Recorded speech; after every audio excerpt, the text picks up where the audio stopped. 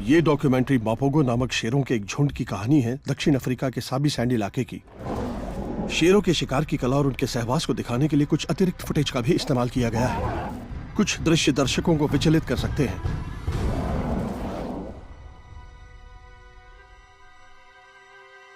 Film makers और field guides पिछले 16 सालों से शेरों के एक परिवार पर नजर रखे हुए हैं और उस परिवार के शेर मशहूर हुए मापोगो के नाम से। उन्होंने उनकी बड़ी असाधारण हरकतें देखी हैं और इस दौरान मापोगो अपने नए इलाके की तलाश में निकले और उसकी खोज भी कर ली। जैसे ही उन्होंने अपने पहले इलाके पर कब्जा जमाया, तब से ही खूनी खेल शुरू हो गया था। इन 6 शेरों ने जितने बड़े इलाके पर कब्जा जमाया था, उतने बड़े इलाके पर पहले कभी कोई शेर कब्जा नहीं कर पाया। उनका तरीका ही बड़ा हिंसक था। वो अपने सामने आने वाले हर खतरे को खत्म कर देते थे। हमारा अंदाजा है कि उन्होंने साल भर के अंदर करीब 100 शेरों को मार डाला था। मापोगो जितने हिंसक और खतरनाक शेर बहुत कम ही होते हैं। उनकी कहानी में हमें शेरों के एक स्याह पहलू को देखने का मौका मिलता है और जीने के लिए उनके संघर्ष का भी।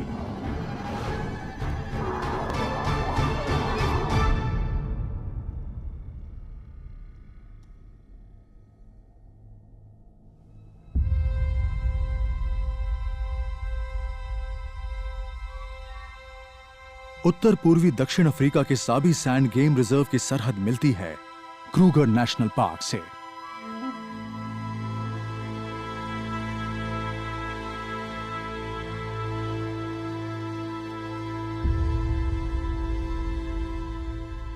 येलोस्टोन से 2 गुना ज्यादा बड़े क्रूगर में जंगली जीवों की कमी नहीं है और वो रास्ता सीधा साबी सैंड इलाके तक जाता है।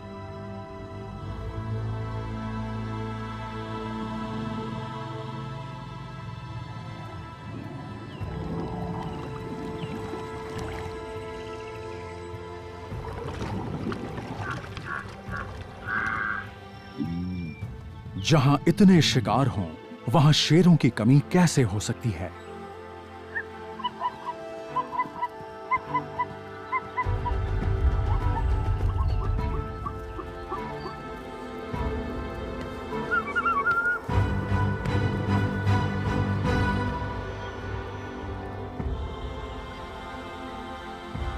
यहीं पर करीब 1 दशक के दौरान फिल्म मेकरों और फील्ड गाइडों ने मापोगो शेरों की जिंदगी का चरम देखा है।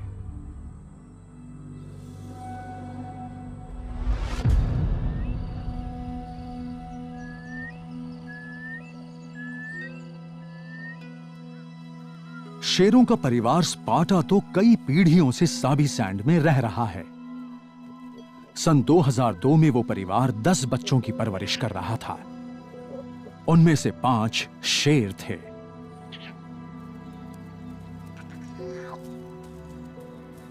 बचपन में तो उनका कोई नाम नहीं था, लेकिन बाद में उन्हें नाम मिले।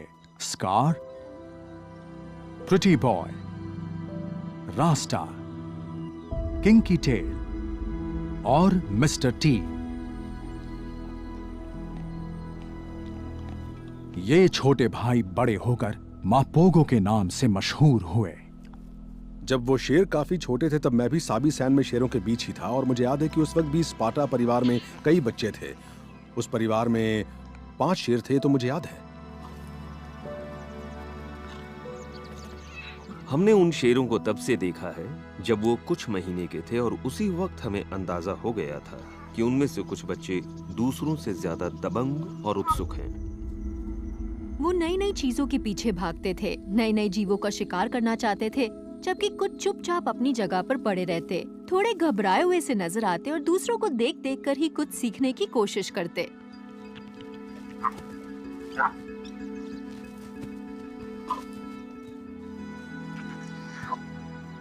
उन सभी बच्चों में से मुझे सबसे अलग लगे थे दोनों सबसे छोटे भाई, मगर उनमें से भी एक कुछ ज्यादा ही दबंग था। वो बचपन से ही लीडर लगता था और उसके पीछे हमेशा उसका छोटा भाई तैयार रहता था।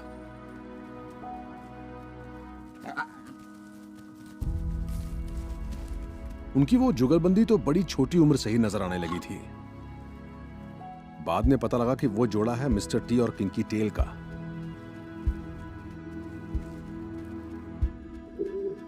मापोगो परिवार के उन दो सबसे छोटे सदस्यों का सिर्फ वो रिश्ता ही उन्हें परिवार के दूसरे बड़े सदस्यों से अलग नहीं करता था। दोनों बच्चे बड़े ही खास थे। पूत के पांव तो पालने में ही नजर आने लगे थे।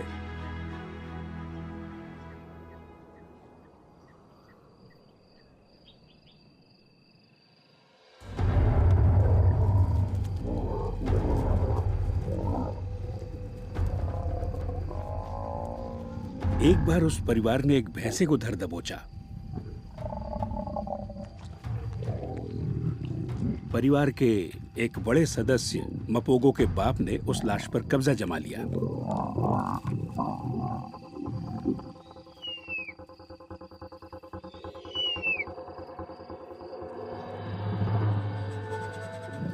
वो बेचारा उसकी लाश को पकड़े खड़ा था, जबकि ये दोनों नन्हे शेर जल्दी जल्दी उसे खाने में जुटे थे। इससे यह भी पता लगता है कि दोनों बच्चे उस उम्र में भी कितने निडर थे। बाप अगर एक बार भी पंजा मार देता तो उनकी छुट्टी हो जाती। वो उस वक्त बहुत छोटे थे, मगर उनकी हरकतों को देखते हुए मैं कह सकता हूं कि उतनी बहादुरी दिखाने वाला या तो मिस्टर टी था या फिर किंकी टेल। जिन लोगों ने मापोगो बच्चों को छोटी सी उम्र में देखा था, उन्हें उसी वक्त अंदाजा हो गया था कि आने वाले दिनों में वो बेहद खतरनाक शेर साबित होने वाले हैं।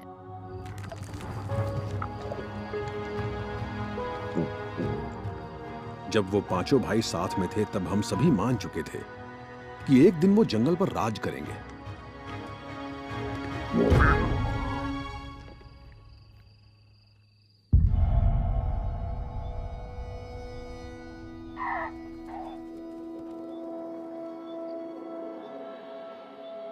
आठ में से एक ही शेर वयस्क होने तक जी पाता है।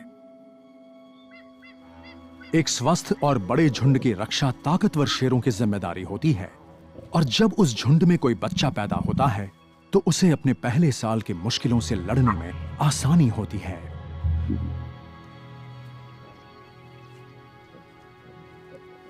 हम शेरों के परिवार को शेरनियों की वजह से प्राइड कहते हैं। शेरनियां आमतौर पर जिंदगी भर एक ही इलाके में रहती हैं और उनकी बेटियां भी बड़ी होकर उसी परिवार को आगे बढ़ाती हैं। इसलिए शेरों का एक प्राइड कई दशकों तक बना रहता है। मगर शेर एक दूसरे के साथ दोस्ती करते हैं और अपना एक अलग संगठन बनाते हैं, और वो अपनी जिंदगी में बहुत बड़े इलाके में घूमते हैं। इसलिए कई बार अपने जन्म की जगह से बहुत दूर भी पहुंच जाते हैं। मपोगो नाम से मशहूर हुए शेरों के बापों ने भी ऐसा ही एक संगठन बनाया था। वो वेस्ट स्ट्रीट के शेर थे और उन्होंने कई प्राइड्स पर कब्जा जमा लिया था। मुझे अच्छी तरह से याद है कि वेस्ट स्ट्रीट के शेर बड़े अच्छे बाप थे। वो बड़े सहनशील भी थे।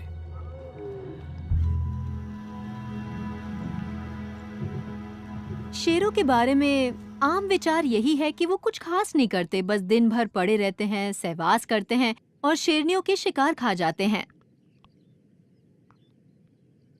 मगर मुझे तो लगता है कि एक प्राइड में शेर बड़ी अहम भूमिका निभाते हैं। वो अपने इलाके की गश्त लगाते हैं, बच्चों की हिफाजत करते हैं और शेरनियों की रक्षा करते हैं। किसी भी प्राइड के लिए शेरनियां बड़ी ही अहम होती हैं। वो पूरे परिवार को एकजुट रखती हैं। शेर तो आते जाते रहते हैं, मगर शेरनियां कई पीढ़ियों तक एक ही परिवार से जुड़ी रहती हैं, जिससे शेरों का परिवार सामाजिक रूप से मजबूत बनता है। दुनिया में बड़ी बिल्लियों में शेर बहुत सामाजिक प्राणी होते हैं, और जब वो साथ मिलकर काम करते हैं तब उनके परिवार से बेहतर कुछ और होता ही नहीं। वो सबसे दमदार होते हैं।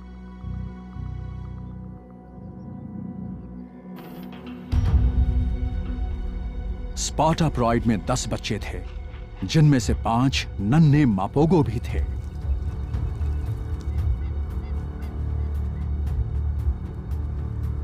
इतने बड़े परिवार के लिए शिकार भी बड़ा चाहिए, लेकिन स्पार्टा शेरनियों और वेस्ट स्ट्रीट के शेरों ने शिकार को नई बुलंदियों पर पहुंचा दिया था। जब किसी बड़े शिकार की बात आती है तब शेर बड़ी अहम भूमिका निभाते हैं। वो इन बड़े और खतरनाक जीवों का शिकार करने में मददगार साबित होते हैं।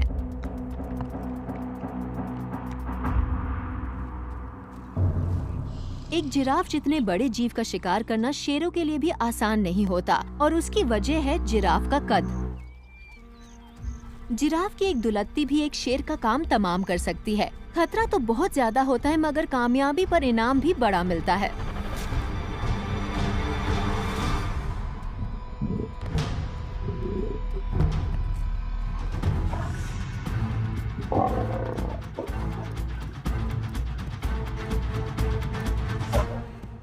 अगर शेरनियां किसी बड़े जीव को दबोचने की कोशिश कर रही हों, तब शेर भी उनका साथ देने आ जाते हैं।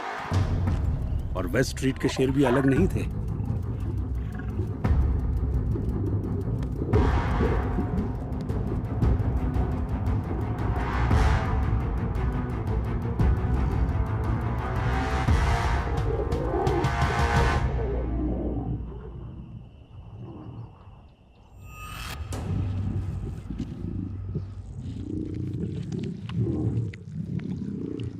एक वयस्क नर जिराफ का वजन करीब 1300 किलो तक होता है और उससे स्पार्टा प्राइड कई दिन तक अपना पेट भर सकती है।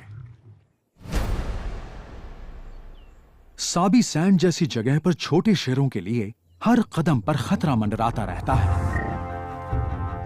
जब मिस्टर टी और किंकी टेल काफी छोटे थे, तभी मापोगो बंधुओं का उभरता साम्राज्य अचानक खत्म होने लगा था।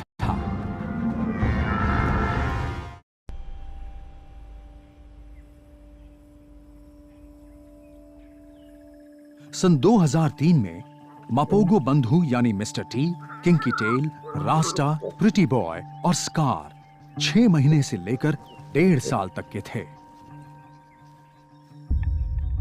उनका जन्म एक बड़े से दमदार परिवार में हुआ था, जिसमें उनकी हिफाजत करने वाले शेरों का एक अच्छा संगठन था। उनकी माएं स्पार्टा प्राइड की शेरनियां बड़ी खतरनाक शिकारी थीं।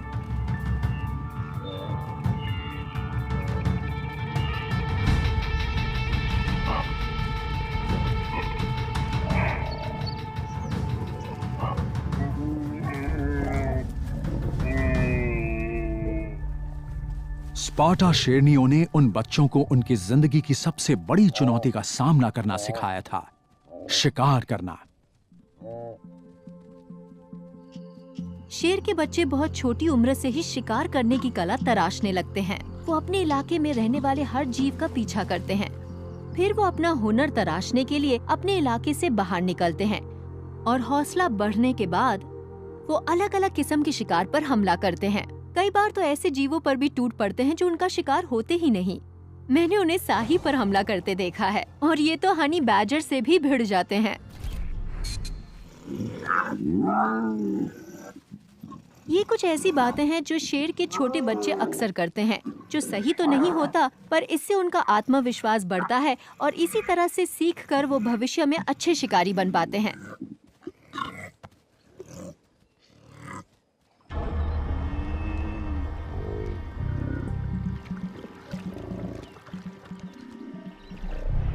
मापोगो बंधुओं को तो भविष्य में ज्यादा बड़े और दमदार शिकारों का शिकार करना था, खासकर अफ्रीका के सबसे खतरनाक जीव जंगली भैंसों का।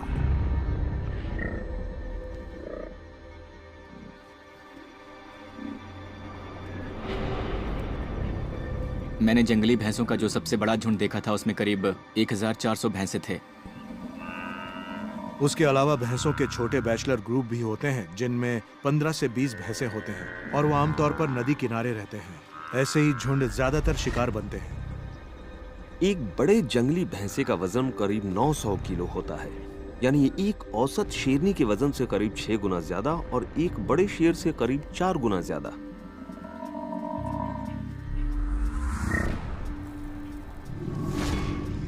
भैंसों के सींग मुड़े हुए और नुकीले होते हैं। वो शेरों को सींगों से बहुत नुकसान पहुंचा सकते हैं।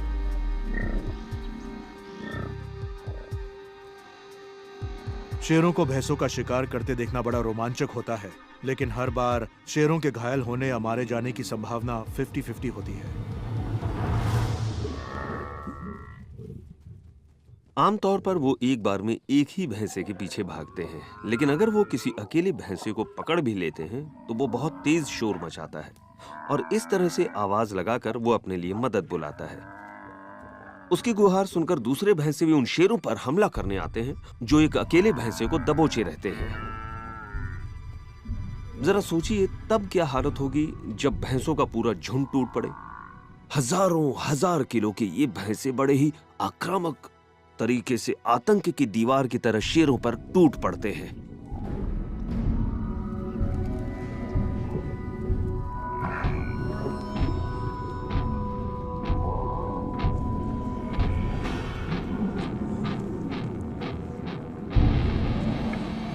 मैंने देखा है कि भैंसों ने एक वयस्क शेर को हवा में उछाल दिया और वो 2 गुलाटियां मारकर वापस जमीन पर आया।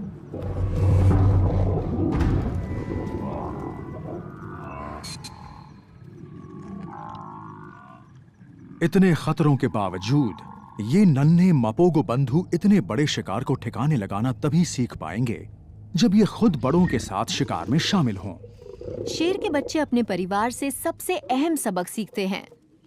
वो सीखते हैं कि आने वाले दिनों में वो कैसे किसी बड़े शिकार को दबोच सकते हैं और इसके बाद ही वो बड़े होने पर ज्यादा दमदार और स्वस्थ भी होते हैं। स्पार्टा प्राइड अक्सर शिकार पर परिवार के बच्चों को भी ले जाता है और बच्चे भी बड़ों से ज्यादा दूर नहीं रहते। 100 में से 90 बार तो यही होता है कि जंगली भैंसे शेरों पर जवाबी हमला करके उन्हें खदेड़ देते हैं।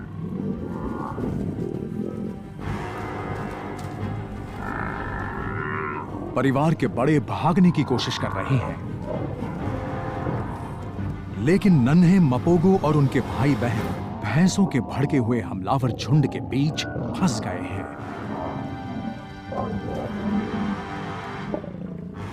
जब भैंसे हमला करते हैं तो लगता है जैसे वो सामने खड़ी बड़ी से बड़ी दीवार भी गिरा देंगे और तब शेर भी उनसे दूर भागते हैं।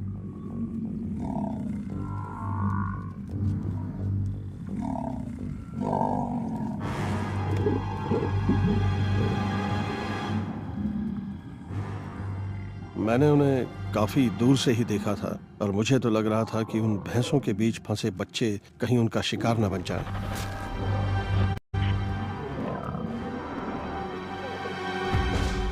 जंगली भैंसों का एक बड़ा झुंड झाड़ियों में छिपे शेर के बच्चों की तलाश में जाता है और जैसे ही कोई बच्चा मिलता है वो उसे उछाल देता है और पैरों तले रौंद डालता है। वो तो उसे अपने सींग से भी गोदने की कोशिश करते हैं, मगर आमतौर पर अपने पैरों से उछालते रहते हैं और फिर उन्हें रौंद कर मार डालते हैं। मुझे अच्छी तरह याद है कि जब स्पार्टा प्राइड के कुछ बच्चे मारे गए थे तब पूरे परिवार में मातम छा गया था।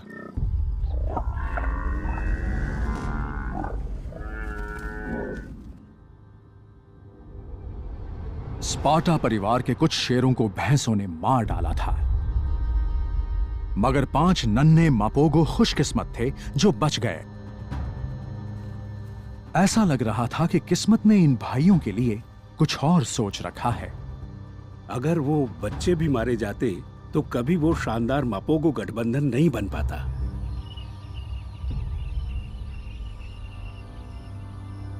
Mister T, Kinky Tail, Rasta, Scar और प्रिटी बॉय ने हर चुनौती का सामना किया और अपनी जिंदगी का पहला बेहद मुश्किल साल बिता लिया।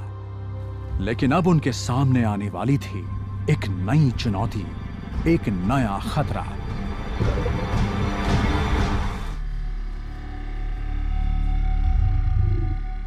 सन 2003 में स्पार्टा प्राइड के इलाके में एक अनजान शेर घुस आया। जब किसी इलाके में कोई नया शेर आता है तब परिवार के छोटे बच्चों के लिए खतरा बढ़ जाता है। कोई शेर किसी इलाके पर कब्जा जमाने के बाद सबसे पहले हर बच्चे को ही मारता है। मगर नन्हे मापोगो बड़े खुशकिस्मत थे। किसी ने इसकी उम्मीद भी नहीं की थी, पर घुसपैठिए ने उन बच्चों को नहीं मारा। इलाके में आया नया शेर भी अपनी जान बचाकर भागा था। असल में स्पार्टा शेरनियों और वेस्ट स्ट्रीट के शेरों ने उसे अपने परिवार में शामिल कर लिया था। हमने जो भी देखा था वो मेरे ख्याल से शायद पहली बार हुआ था।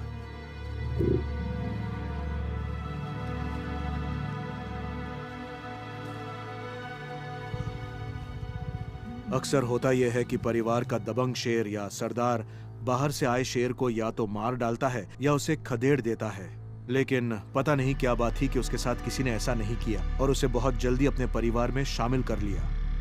मुझे तो लगता है वो शायद उन 5 नन्हे शेरों का सौतेला भाई था, क्योंकि उस वक्त उसकी उम्र करीब 4 साल थी और उनके बाप उसे सिर्फ इस वजह से बर्दाश्त कर रहे थे कि वो भी शायद आसपास के किसी प्राइड में उनकी ही औलाद था। अगले 1 साल में उस नए शेर मखूलू को स्पार्टा प्राइड ने पूरी तरह अपना लिया और वो अब परिवार का सदस्य ही नहीं, उन 5 नन्हे मापोगो शेरों का बड़ा भाई भी बन चुका था। उसी 1 साल के दौरान फील्ड गाइडों ने देखा कि मिस्टर टी और किंकी टेल के बीच जो रिश्ता बचपन में बना था वो अब और ज्यादा मजबूत हो गया था और वो अब हमेशा साथ साथ ही रहते थे।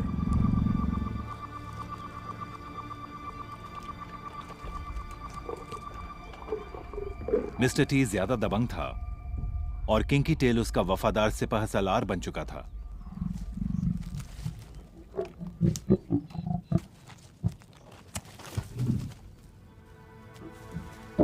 वो हमेशा मिस्टर टी की मदद के लिए तैयार रहता था। ये भी कह सकते हैं कि वो उसका साथी बन चुका था। वो साय की तरह मिस्टर टी के साथ रहता और हर मुश्किल वक्त पर उसकी मदद भी करता था।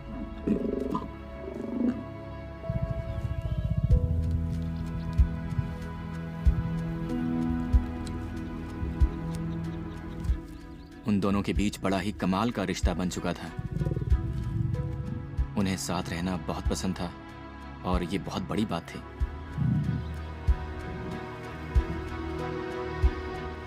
मगर नन्हे शेरों की जिंदगी में शांति ज्यादा वक्त तक नहीं रहती। जब वो सहवास की उम्र के हो जाते हैं तब उन्हें परिवार से बाहर कर दिया जाता है और उन्हें अपने बलबूते पर रहना पड़ता है।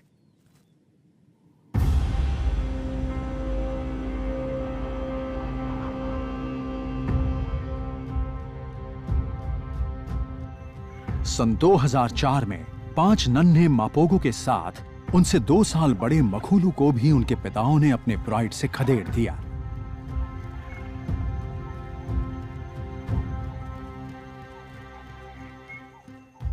अब ये बेघर बंजारा शेर अपने दम पर जीने को मजबूर हो चुके थे।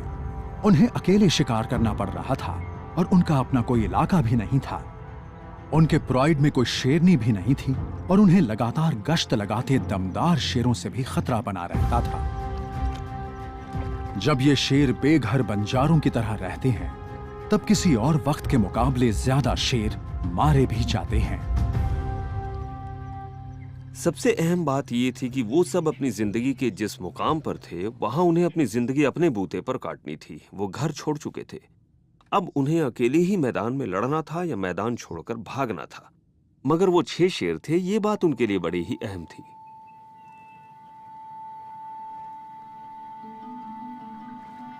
साथ रहने की वजह से ये 6 शेर हर मुश्किल चुनौती का सामना ज्यादा आसानी से कर सकते थे। मापोगो संगठन बन चुका था, मगर इन्हें अभी काफी लंबा सफर तय करना था। उसके बाद ही ये इतने बड़े, दमदार और दबंग हो सकते थे कि अपना एक नया इलाका तय कर सकें। शुरू में तो उन्हें पहचानना भी मुश्किल था क्योंकि उन सभी का आयाल निकलना शुरू हुआ था, लेकिन फिर धीरे धीरे वो अपने नाम से पहचाने जाने लगे। सबसे पहला तो था मकूलू, वो सबसे बड़ा था। वो काफी हट्टा कट्टा शेर था। उसका अयाल भी काले रंग का था। बहुत ही सुंदर शेर था वो। फिर दूसरे को प्रिटी बॉय कहा जाने लगा। वो देखने में बड़ा ही सुंदर शेर था। उसके बाद स्क्यूस्पैन था या जख्म के निशान वाला शेर। उसकी पीठ पर बाएं कूल्हे और रीढ़ की हड्डी के बीच एक गहरा निशान था। चौथे का नाम था रास्टर ऑफ ड्रेडलॉक। उसके अयाल में कुछ फंसा हुआ था जिसकी वजह से वो सचमुच ड्रेडलॉक लगता था। Mister T. उसका आयाल बहुत ही सुंदर था। और छठा था किंकी टेल। ये थे 6 मापोगो।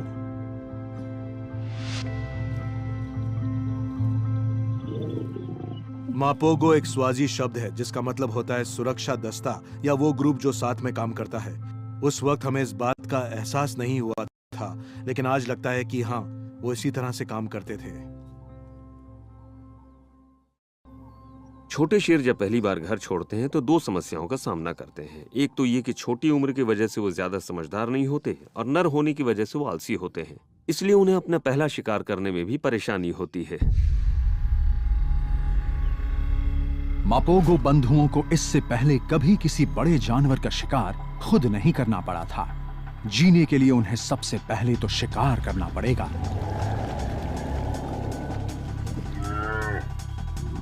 अगले कुछ महीनों तक मापोगो बंधु अपने शिकार के हुनर को तराशेंगे, अपने अंदर हौसला पैदा करेंगे और तब किसी बड़े शिकार पर हमला करेंगे।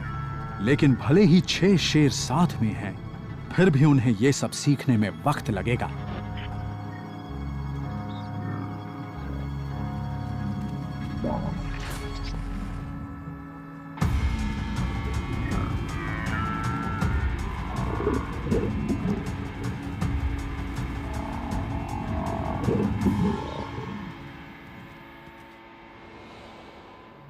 ये आमतौर पर मौके का फायदा उठाते हैं और जहां भी कोई लाश मिल जाती है, ये टूट पड़ते हैं। कई बार ये शेरनियों को भी खदेड़ देते हैं ताकि जल्दी से अपना पेट भर सके। लेकिन जब आसपास कोई दबंग और तेज तर्रार शेर होता है, तब इन मापोगो बंधुओं को अपनी जान बचाकर भागना पड़ता है।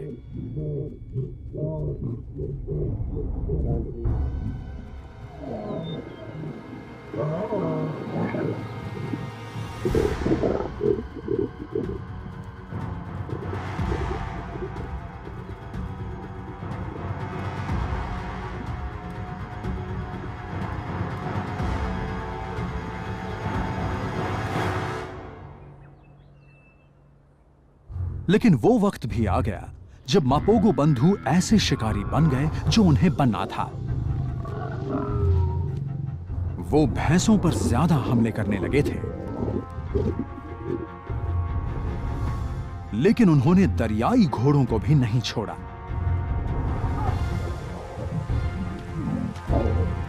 और छोटे गैंडों को भी, और अपने पिताओं की तरह ये भी जिराफ का शिकार करने में कामयाब हो गए।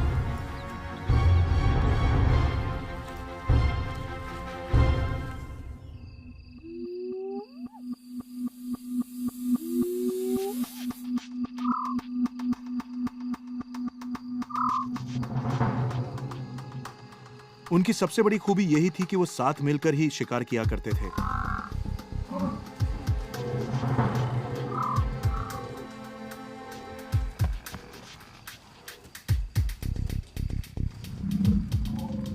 किंकी टेल एक फॉक्स टेरियर जैसा था और सामने आए किसी शिकार को नहीं छोड़ता था। वो बड़ा तेज तर्रार था, ज्यादातर दौड़ भाग भी वही करता था। मखुलू मापोगो ही ये फैसला लेता था कि उनकी टीम किस शिकार पर हमला करेगी, और पहला हमला भी वही करता था। फिर किंकी टेल उस शिकार को दबोचने की कोशिश करता और भैंसे को दबोच लेता था। मिस्टर टी और किंकी टेल हर बार हमले के केंद्र में रहते थे। वो शिकार के वक्त हमेशा सबसे ज्यादा आक्रामक रहते थे।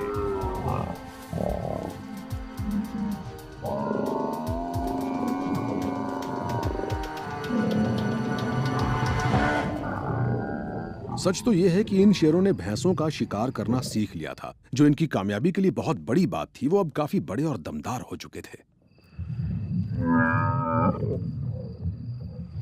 जैसे जैसे इनका आत्मविश्वास बढ़ा, इनमें से एक शेर कुछ ज्यादा ही हौसला दिखाने लगा। किसी शिकार के बाद जब वो उसे खाने लगते थे तो मिस्टर टी अक्सर बाकी सबसे कहीं ज्यादा आक्रामक लगता था। वो किसी भी शिकार को नहीं छोड़ता था, भले ही उसके लिए उसे अपने भाइयों से ही क्यों ना लड़ना पड़ता। वो उनसे लड़ने से भी नहीं हिचकता था।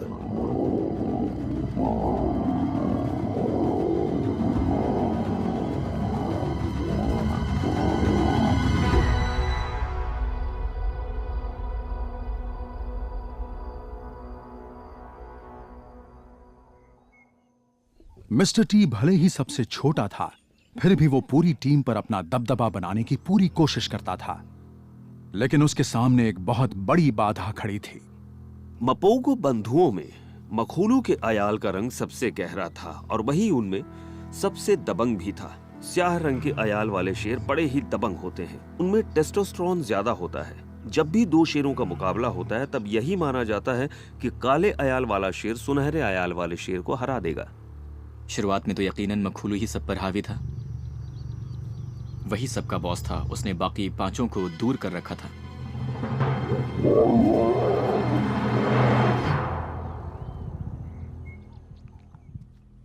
मिस्टर टी को अपनी बारी का इंतजार करना पड़ेगा। मखोलू के नेतृत्व में ये 6 बंजारे शेर आत्मविश्वास से भरे खतरनाक शिकारी बन चुके थे। अब इनका गठबंधन अपने इलाके पर कब्जा जमाने को तैयार था। हमें बहुत बड़ा बदलाव आने की उम्मीद तो थी, लेकिन इतने बड़े पैमाने पर हिंसा होगी ये पता नहीं था।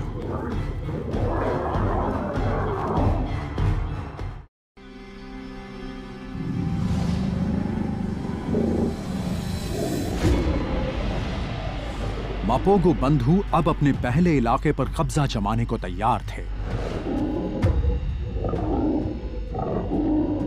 सन 2006 में मखोलू के नेतृत्व में पांचों भाई Pretty Boy, Scar, Rasta, Kinky Tail और मिस्टर टी पूरे इलाके में आतंक मचाने को तैयार थे।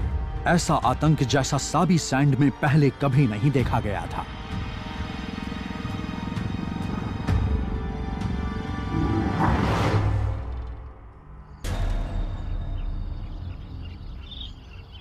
ज्यादातर फील्ड गाइडों ने तो पहले कभी 6 शेरों को एक साथ देखा भी नहीं था। मुझे वो दिन याद है जब मैंने पहली बार साथ में देखा था।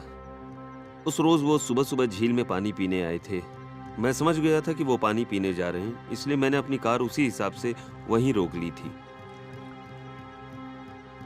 कुछ ही देर बाद वो वहां एक एक करके पानी पीने आने लगे और फिर वहां 6 के 6 शेर साथ में पानी पी रहे थे।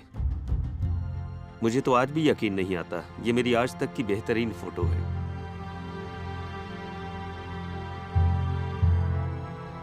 हमने सोचा भी नहीं था कि वो 6 शेर हमें साथ में दिखेंगे। हमारे लिए ये बहुत ही अस्वाभाविक बात थी।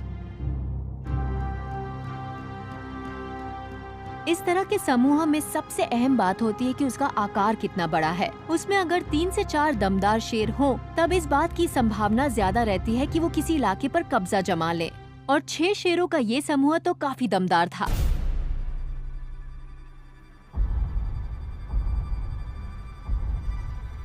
मापोगो बंधु किसी भी इलाके पर सिर्फ अपने दमखम से ही कब्जा जमा सकते थे और उनका पहला मुकाबला बड़ा ही अहम साबित होने वाला था। सन 2006 में मापोगो बंधु साबी सैंड के उत्तरी इलाके में पहुंचे, जहां राज था 4 दबंग शेरों का।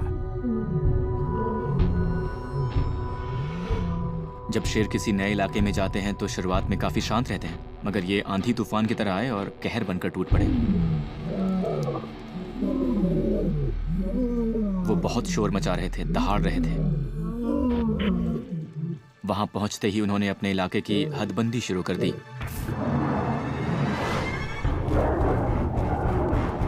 उत्तर के शेरों ने अपने इलाके और परिवार की हिफाजत शुरू कर दी।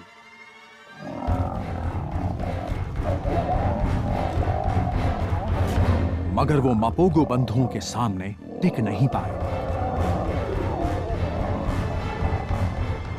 उन्होंने उन 4 में से एक शेर को मार डाला और बाकी बचे 3 शेर वहां से भाग खड़े हुए। उन्होंने सामना करने का हौसला भी नहीं दिखाया। वो उनके सामने टिक ही नहीं सकते थे।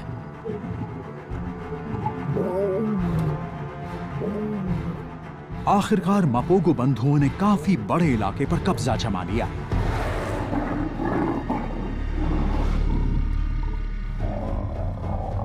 ये वो इलाका था जहां से वो अपने दबदबे और अपनी ताकत को और बढ़ा सकते थे। जैसे ही उन्होंने अपने पहले इलाके पर कब्जा जमाया, उनका खूनी खेल भी शुरू हो गया। उसी वक्त वो साबित कर चुके थे कि उनके सामने कोई नहीं टिक सकता। अगले 1 साल में मापोगो बंधुओं ने अपने सामने आए हर उस शेर को ठिकाने लगा दिया जो उनके लिए खतरा बन सकता था। जब शेर सामने ज्यादा शेरों की तादाद देखते हैं तो वो भाग निकलते हैं, और वहां के शेरों ने भी यही किया, क्योंकि अगर वो पकड़े जाते तो जान से जाते।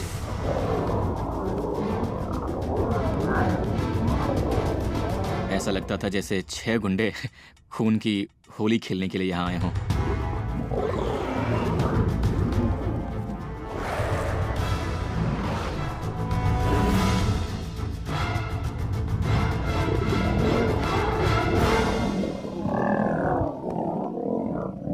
जैसे जैसे उनका आत्मविश्वास बढ़ रहा था, उनका इलाका भी बढ़ता जा रहा था। उसकी बड़ी वजह यह थी कि वो दूसरे शेरों को क्रूगर की ओर खदेड़ते जा रहे थे और अपना इलाका बढ़ा रहे थे।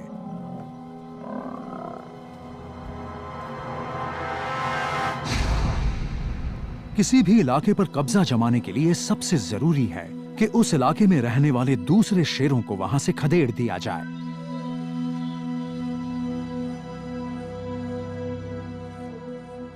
हमें फिक्र थी। उन इलाकों में कई परिवार बसे थे, उनमें बहुत से बच्चे भी थे। उन परिवारों में रह रहे बच्चे 6 से 8 महीने के थे और हम उन्हें अच्छी तरह जानते थे। वो अपने रंग में आने ही लगे थे कि तभी उन्होंने उन पर हमला कर दिया।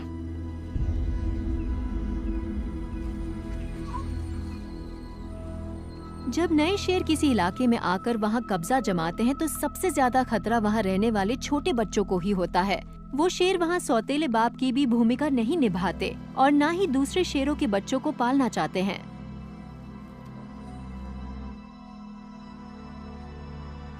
शेर जब किसी इलाके पर कब्जा जमाते हैं तब वो सबसे पहले तो वहां रहने वाले परिवारों के बच्चों को मारते हैं, फिर उस शेरनी को भी जो अपने बच्चों की हिफाजत के लिए ज्यादा जोर लगाती है।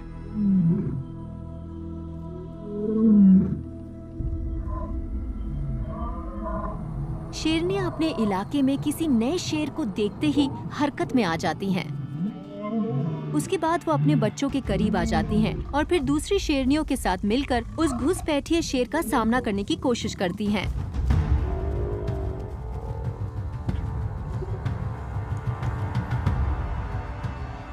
अगर बच्चे थोड़े साहसी हुए तो शेरनी उन्हें लेकर कहीं और चल पड़ती है ताकि उस घुसपैठिए से संघर्ष न करना पड़े। अगर बच्चे लाचार और मजबूर हों तो शेरनी को शेर का सामना हर हाल में करना ही पड़ता है।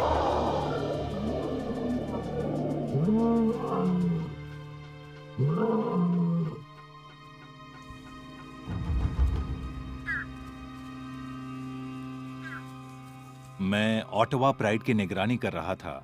उस प्राइड में 3 शेरनियां और 11 बच्चे थे।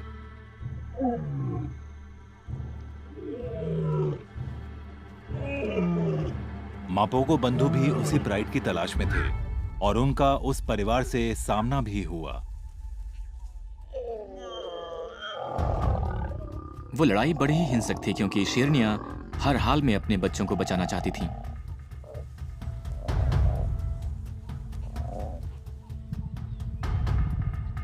उसका गुस्सा बहुत ही जबरदस्त था।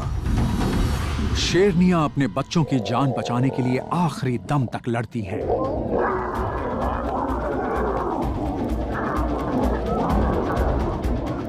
वहां बहुत कुछ हो रहा था। चारों तरफ अफरा तफरी मची थी। हमारी गाड़ी के आसपास काफी हंगामा मचा था।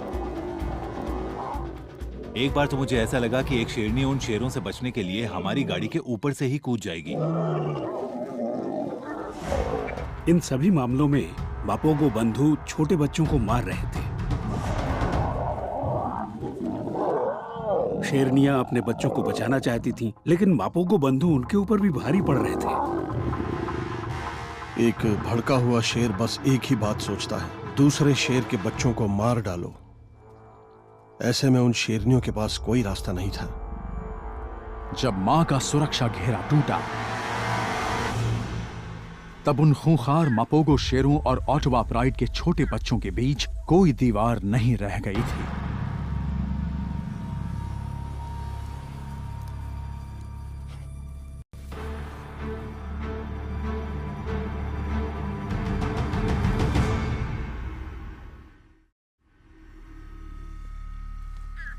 अगर 6 खूंखार शेर किसी के पीछे पड़े हों तो उनसे अपने बच्चों को बचा पाना बहुत मुश्किल होता है, और वो बच्चे तो मजबूर थे, कमजोर थे। वो भला उनके सामने कहाँ टिक पाते। पूरे ऑटवा प्राइड में मेरे ख्याल से 11 बच्चे थे, उनमें से एक भी नहीं बचा।